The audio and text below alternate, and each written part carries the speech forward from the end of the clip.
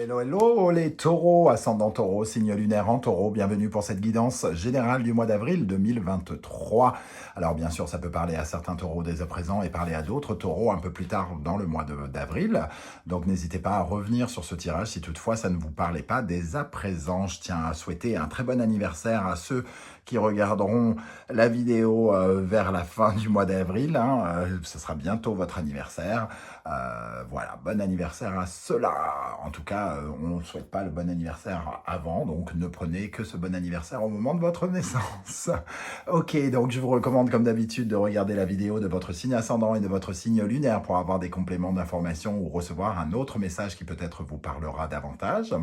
Je vous rappelle que c'est un tirage général qui ne peut pas vibrer avec tout le monde de la même façon, donc prenez uniquement les messages qui vibrent avec ce que vous vivez actuellement et n'hésitez pas à adapter mon vocabulaire pour qu'il soit plus précis par rapport à votre situation.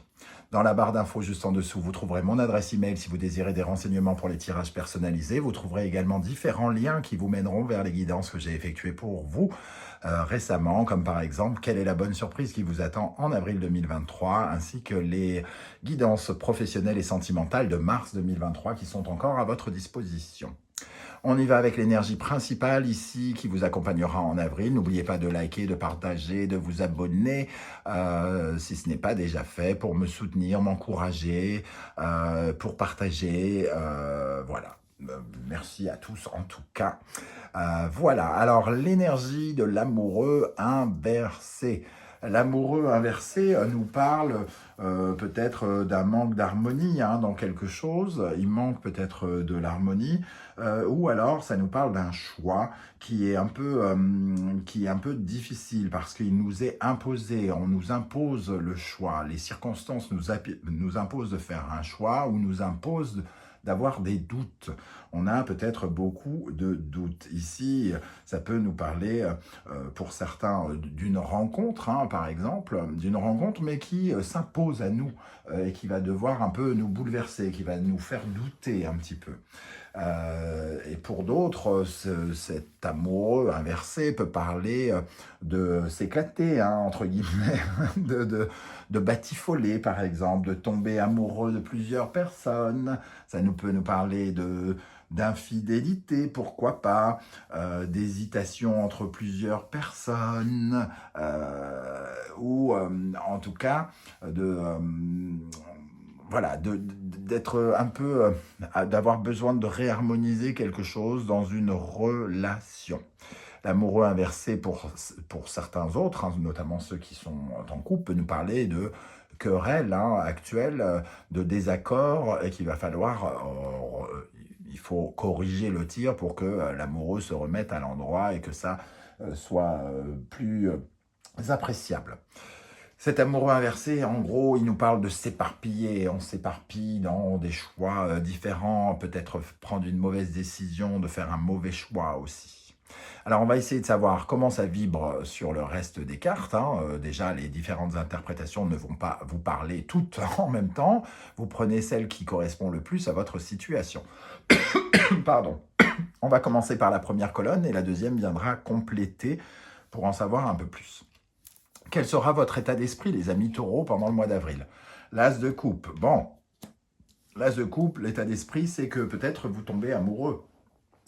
Vous tombez amoureux de quelqu'un. Alors ici, comme vous êtes en amoureux inversé, soit vous tombez amoureux de quelqu'un alors que vous êtes déjà amoureux, ou soit vous tombez amoureux de quelqu'un qui sème le doute, qui sème le doute. Alors vous tombez amoureux de quelqu'un qui est déjà marié, vous tombez amoureux de quelqu'un qui est à l'opposé de ce que vous cherchez.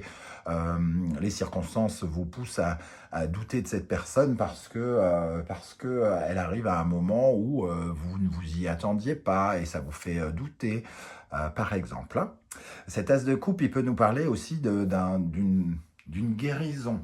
Alors peut-être justement qu'il y avait des désaccords avec quelqu'un de par le passé qui a encore une influence sur ce tirage et qu'ici il est question de guérir ça, de remettre de l'amour dedans et d'essayer peut-être de se réconcilier, de recommencer quelque chose pour essayer d'améliorer l'émotionnel et apporter du mieux, un peu plus de joie de vivre ou quelque chose comme ça. Il peut y avoir en tout cas un sentiment d'être heureux là en ce moment, hein, pour vous, d'être soulagé, d'être apaisé, d'être heureux, d'être un peu serein quelque part. Ok, quel est ici votre défi, le défi à relever? Le roi de bâton. Alors le roi de bâton, il est un peu, on va dire un peu perso, un peu perso, hein.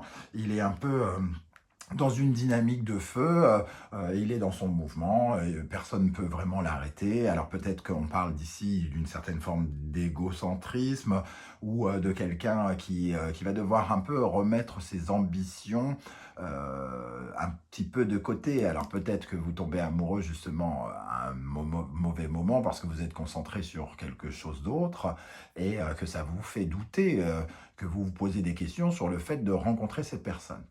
C'est peut-être une rencontre professionnelle, hein, ça peut être autre chose qu'une rencontre sentimentale d'ailleurs. Et le roi de bâton, c'est vos ambitions qu'il va falloir peut-être revoir. Il y a une certaine forme d'impatience aussi avec ce roi de bâton. Il a envie d'aller très très vite. Et c'est peut-être ça qui crée tout de suite une sorte de, euh, comment dire, de manque d'harmonie, hein, quelque part et qui peut créer quelque chose qui s'éparpille. Comme si, ici, le roi de bâton, il fait plein plein de choses, il agit dans tous les sens, il fait ce qu'il veut aussi, et tomber amoureux d'un seul coup, ça revient cadrer un petit peu ce roi de bâton, qui ne peut peut-être plus faire tout à fait ce qu'il veut, sauf s'il ne pense qu'à lui. On va dire ça comme ça. Qu'est-ce qui se passe pendant le mois? Qu'est-ce qui va se passer? La grande prêtresse, il y a quelque chose qui vous demande d'analyser, de réfléchir. Ici, on est un peu en attente quelque part. Alors peut-être qu'on parle d'impatience ici, hein, d'impatience, on attend soit d'en savoir plus, ou soit de découvrir des choses qu'on ne sait pas encore. La grande prêtresse a tendance à peut-être à cacher les choses, à ne pas dire les choses. Alors vous ressentez peut-être plein de choses avec cet as de coupe parce que vous êtes amoureux, mais vous vous retenez d'en parler par exemple. Ou alors vous essayez d'écouter au fond de vous, au fond de votre âme, pour savoir ce qui peut bien se passer en vous. Comme si vous essayiez de cacher quelque chose. Alors vous cachez vos sentiments, ou quelqu'un cache ses sentiments ici, on essaye de ne pas le dire, ou quelque chose comme ça. Ok. Qu'est-ce qui va vous aider, les amis taureaux? La tour. Ce qui vous aide, c'est de vous mettre au défi, au challenge. Vous êtes challengé ici, hein. L'amoureux inversé, je l'ai dit, c'est un choix qui vous est imposé quelque part, qui s'impose peut-être pas forcément au meilleur moment ou tout ça. C'est comme une épreuve dans laquelle qui vous pousse à être tenté. Donc c'est une tentation dangereuse quelque part. On vous met au défi pour voir comment vous allez réagir. Peut-être que vous avez l'habitude de tomber amoureuse ou amoureux de personnes qui sont déjà casées. Et on vous en remet un sur la route pour voir comment vous allez réagir, pour vous mettre au défi, de déconstruire quelque chose, de reconstruire autrement, de transformer les choses. Ici, il est question de remettre des choses en question. Vos modes de fonctionnement, votre façon d'être amoureux, les comportements amoureux peut-être que vous avez. Quand je dis amoureux, c'est relationnel, hein, d'une façon générale. En tout cas, on vous met au défi de quelque chose. Peut-être que ce qui vous aide aussi avec la tour, c'est de résister à un amour qui vous éparpille, qui vous fait douter, hein, et qui n'est pas totalement clair. Ça peut concerner certains autres avec cette tour. Qu'est-ce qui peut vous freiner ici? Le 6 de Pentacle. Alors le 6 de Pentacle, traditionnellement, c'est quand même la notion de partage. Donc de donner ou de recevoir. Ici, ce qui peut vous freiner, c'est de trop donner et de ne pas assez recevoir, ou de trop recevoir et de ne pas assez donner. Le roi de bâton, qui peut être un peu désintéressé quelque part, parce qu'il est très occupé ailleurs. Le 6 de Pentacle, c'est un manque de générosité. Alors peut-être que vous vous taisez trop, vous ne mettez pas assez... vous entravez une certaine fluidité, ce qui se donne, ce qui se reçoit, et que vous acceptez finalement difficilement l'aide et les choses qui viennent vers vous. On peut avoir en tout cas cette tendance quelque part. Un manque de générosité, une tendance à l'avarice, hein, il y a quelque chose, en tout cas, où on n'est pas généreux. Où quelqu'un n'est pas généreux. C'est pas forcément vous, ça peut être quelqu'un d'autre face à vous. Ok, qu'est-ce qui se passe justement dans le domaine sentimental, relationnel, amoureux, amical, affectif, familial? Le 2 de coupe, on revoit ici cette énergie de relation, hein, deux personnes. L'as de coupe, le 2 de personnes, il y a une relation, un amour ou un partenariat, quelque chose qui vous relie à quelqu'un, qui crée peut-être des doutes. Hein. Dans le 2, il y a toujours une certaine forme de dualité pour savoir comment on s'unit, qu'est-ce qui nous unit, qu'est-ce qui nous sépare. C'est toujours deux voies, hein, c'est-à-dire est-ce qu'on est heureux, est-ce qu'on n'est pas heureux, les questionnements qu'on peut se poser par rapport à une relation ou un couple. Mais on sent ici une dynamique relationnelle avec ça. Oui, on va être peut-être obligé de remettre en question des choses parce qu'il y a quelque chose ici qui n'est pas généreux. On s'implique beaucoup, l'autre pas assez, ou l'autre s'implique beaucoup et nous pas assez. Ça peut remettre en cause notre ambition, notre façon de nous d'aller et aller à l'encontre de ce que l'on veut quelque part, le roi de bâton. Dans le domaine professionnel, comment les choses vont évoluer? Tempérance. Tempérance, c'est une certaine forme de modération, de retour au calme. Peut-être que certains prennent des vacances pendant le mois d'avril. Hein. Chez les taureaux, le tempérance, ça peut représenter un congé. Mais tempérance, c'est aussi trouver le calme, la paix. Donc peut-être qu'il y a eu des problèmes relationnels ici et qu'on essaye de faire la paix avec des gens au sein de son travail. On essaye de négocier, de mettre de l'eau dans son vin, de modérer ses paroles pour essayer que ça se passe bien, entre guillemets. Hein. Ok, donc peut-être que certains sont amenés à négocier quelque chose par rapport à une crise au sein du travail, négocier une rupture conventionnelle ou quelque chose, parce que ici il peut y avoir des disputes et le fait entre guillemets, de séparer nos routes, donc on est peut-être en train de négocier quelque chose ou en train de calmer quelque chose. Dans votre intériorité, votre psychologie, votre spiritualité, il y a deux cartes qui sont tombées. Nous avons l'ermite et le 5 de coupe. L'ermite, c'est celui qui est en quête de réflexion, qui cherche un sens à sa vie, hein, qui réfléchit, qui s'isole, qui essaye d'utiliser sa sagesse par rapport à quelque chose. L'ermite, c'est celui qui finalement patiente, qui retourne les choses dans tous les sens, qui fait un peu le bilan par rapport à son expérience passée. Et ici, avec le 5 de coupe, peut-être que vous faites le bilan par rapport à toutes les déceptions, les désillusions, les deuils que vous avez eu à faire, le ressenti de ce manque d'amour parfois, et le fait comment dire, peut-être de manquer d'amour. Hein, vous réfléchissez à cette notion. Peut-être que le fait de rencontrer quelqu'un fait que vous réfléchissez beaucoup à vos mécanismes ici, hein, et que vous êtes en train de vous rendre compte que finalement, il y a certaines choses qui ont une influence sur vous et sur votre façon de vous lier avec les autres. Peut-être les traumatismes du passé, un manque d'amour qui fait que peut-être vous êtes davantage dépendant et que vous, par exemple, acceptez des personnes qui ne sont peut-être pas pour vous et que vous ne réussissez pas à empêcher de passer des gens qui sont pour vous une tentation dangereuse, entre guillemets aussi. Ici, comme je l'ai dit, il peut y avoir quelque chose de caché et peut-être d'infidèle, alors peut-être quelqu'un qui est marié, comme je l'ai dit, et que c'est un schéma qu'on reproduit, parce qu'on n'est pas capable parce que comme on manque d'amour ici, on n'est pas raccordé avec sa sagesse et on n'est pas capable de remettre en question et de dire next, par exemple. Ok, alors avec quel état d'esprit vous allez terminer le mois d'avril? La reine de bâton. Ici, on avait le roi de bâton, très ambitieux. Ici, on a la reine de bâton. La reine de bâton, elle est quand même un peu plus dans le partage, hein. Le roi de bâton, il sait ce qu'il veut, il fait ce qu'il veut. La reine de bâton, elle diffuse un peu sa force créative. Elle est elle est davantage dans le partage par rapport à son ambition. Elle parle de ses ambitions, elle évoque ce qu'elle recherche, ce qu'elle veut faire pour être au diapason avec ses désirs. Ce qui vous place quand même relativement bien, j'ai envie de dire, à la fin du mois. On va voir avec les autres énergies.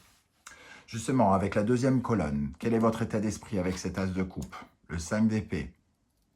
On essaye peut-être de soulager certaines prises de tête ici. Le 5 d'épée, il y a une certaine forme de combat intérieur ou un combat avec quelqu'un. Hein. On se prend la tête, les idées sont peut-être un peu confuses, notre intelligence va un peu dans tous les sens et ça va dans le sens de cet amoureux inversé qui s'éparpille un petit peu et on essaye ici de soulager son mental, son esprit qui virevolte un peu dans tous les sens. Quel est votre défi avec le roi de bâton? Le 5 de denier. Alors, ici, avec le 5 de denier et le 6 de denier, il manque quelque chose. Hein. Il y a une sorte de... Oui, il manque de concret. Il y a quelque chose qui nous rend pauvres, qui rend pauvres. Le 5 de coupe, c'est le manque, c'est l'appauvrissement, c'est le fait de ne pas avoir les moyens, de se sentir impuissant par rapport à quelque chose. On veut quelque chose, mais quelque part, on est impuissant pour l'obtenir. On se sent incapable de l'obtenir. On cherche constamment une lumière au fond du tunnel, et peut-être qu'on s'obstine à s'éparpiller, à faire des mauvais choix, peut-être dans le sentimental ou dans l'affectif ou le relationnel. On s'obstine peut-être parfois à faire des mauvais choix par manque d'amour et par sentiment,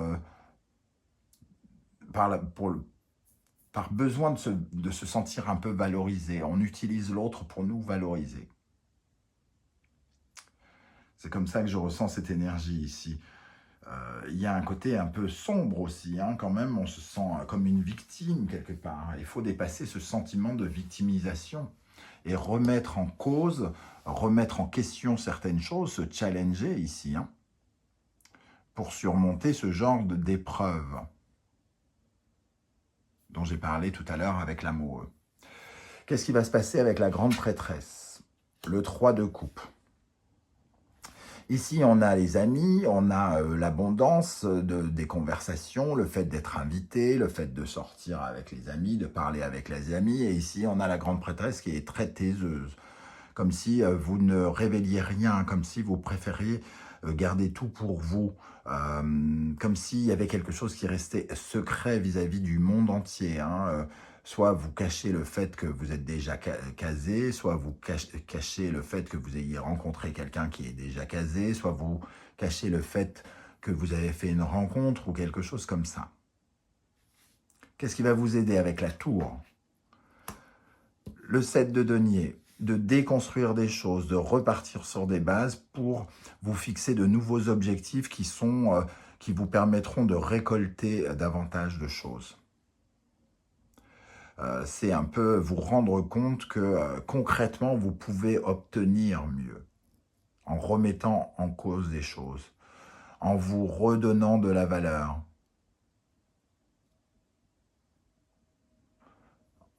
en faisant fructifier vos efforts quelque part aussi. Vous êtes sur le point peut-être de faire un mauvais choix, de vous éparpiller ou quelque chose comme ça, sans vous rendre compte qu'en remettant en cause les choses, vous pourriez y gagner beaucoup. Qu'est-ce qui vous freine avec le 6 de Pentacle, le 8 d'épée? Une certaine forme d'anxiété, un côté auto-saboteur, hein, comme si vous sabotiez les choses, comme si vous faisiez exprès de vous embourber dans des situations complexes, comme si vous preniez vous faisiez des choix, parfois de mauvais choix exprès pour vous blesser, pour vous frustrer, pour créer de l'anxiété parce que vous pensez que vous ne valez pas mieux, que vous n'êtes pas capable de mieux. Il y a un côté très dévalorisant ici avec le 5 de denier, le 8 d'épée et le manque de générosité ici. Hein.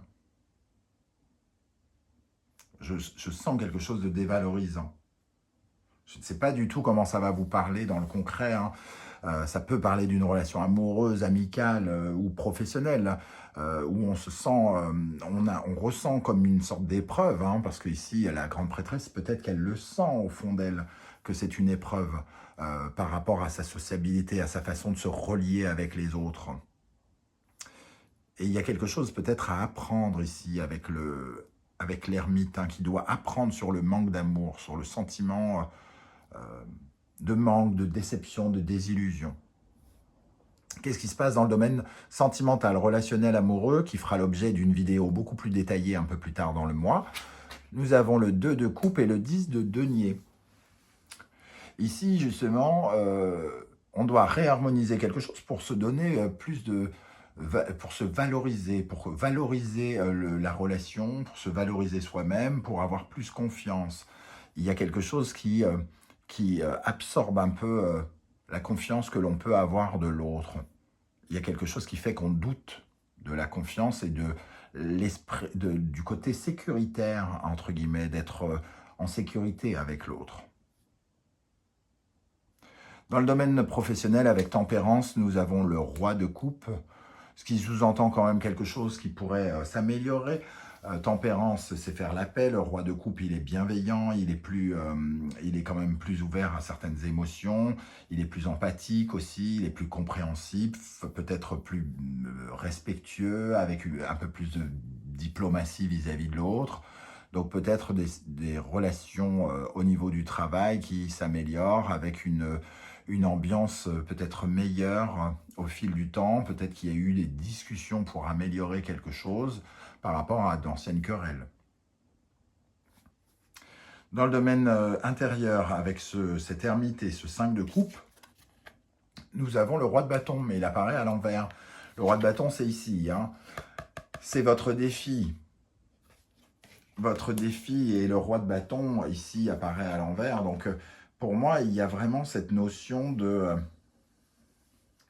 vous avez besoin de plus de compassion, vous avez besoin... vous êtes trop... finalement, vous êtes trop assertif, vous avez des émotions que vous arrivez à mal canaliser, vous vous emportez, vous vous laissez brûler par la passion, par le feu qui vous habite, et vous avez du mal à canaliser toute cette énergie qui pourrait pourtant vous emmener loin, parce que le roi de bâton, c'est celui qui va loin, qui dirige, qui prend la direction des choses, quelqu'un d'ambitieux. Et ici, vous parasitez vos ambitions quelque part. Et pour terminer, on a quand même cette reine de bâton. Hein. On a le cavalier de coupe. Alors, le cavalier de coupe nous a mené, il est en quête d'amour quelque part, et la reine ici de bâton quelque part, elle se pose des questions. Pour moi, elle a un peu peur de prendre des risques. Ici, elle devrait être en confiance, mais avec ces énergies-là, j'ai comme l'impression qu'on n'est pas totalement en confiance par rapport à ça, parce qu'on est en quête d'amour, mais on se pose énormément de questions. On se demande si c'est propice pour qu'on puisse, comment dire, être mieux, être bien. Est-ce que c'est si audacieux que ça? Est-ce que l'on cède véritablement? Est-ce qu'on est créateur de son monde quand on cherche absolument cet amour de cette façon? Bon. Voilà les amis taureaux, comment je ressens ce tirage. Je ne sais absolument pas comment ça va vous parler. À la fois, je pense que ça va soit vous parler beaucoup, ou soit pas du tout, ou alors de façon très très différente. N'hésitez pas à commenter, à me dire comment vous avez perçu ce tirage, hein. C'est ça l'intérêt du tarot, de savoir comment ça vous a parlé à vous derrière l'ordinateur, derrière l'écran de l'ordinateur ou derrière l'écran du téléphone. Moi, en tout cas, c'est ce qui m'intéresse, c'est ce partage, ce contact pour apprendre les uns des autres. J'aurai plaisir à vous lire et à vous répondre. Si vous ne désirez pas dévoiler votre vie, hein, ce que je peux comprendre sur YouTube, n'hésitez pas à mettre juste un émoticône, me dire je suis passé par-ci, par ici, je repasserai par là, c'est juste, c'est pas juste. Voilà, ce que vous avez ressenti avec le minimum de mots, hein, et ça m'ira très bien. Je vous remercie en tout cas de liker, de partager, de vous abonner. Ça m'est très utile pour ne pas finir dans le gouffre béant au fond du coffre d'une voiture, au fond d'un ravin un soir sans lune, de n'avoir aucune exposition sur YouTube et de finir dans le trou avec plein d'autres, malheureusement. Merci à vous de m'apporter cet éclairage et de m'aider à faire grandir la chaîne. On se retrouve très très bientôt avec une guidance, cette fois-ci, les messages de vos guides. En attendant, prenez bien soin de vous les amis taureaux. Merci d'être là et à très très bientôt. Ciao, ciao.